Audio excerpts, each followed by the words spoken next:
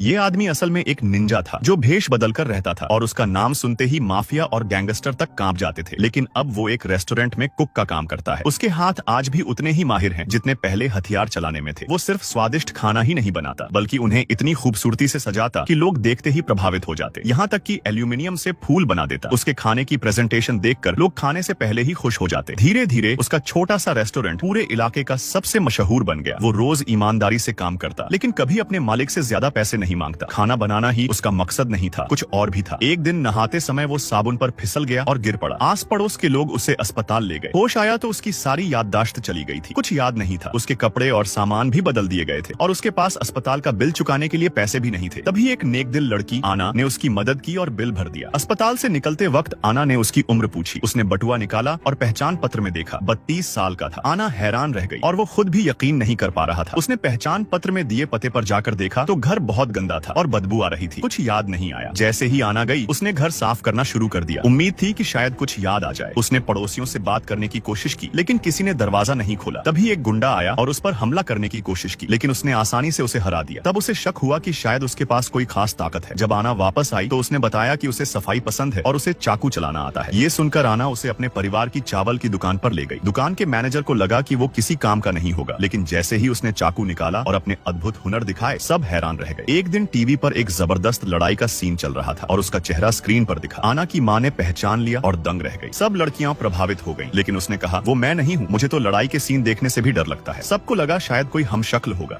बेटा, मुझे देखकर इग्नोर मत करना। इस बार जो भी एग्जाम में पास होना चाहता है मैं पास कर दूंगी, मगर मेरा भी एक काम करना होगा। तुम्हें इस वीडियो को एक लाइक और चैनल को सब्सक्राइब करना होगा और 5 सच्चे मित्र को शेयर करना होगा और मेरे बेटे जाते जाते कमेंट में सरस्वती माँ लिख दो।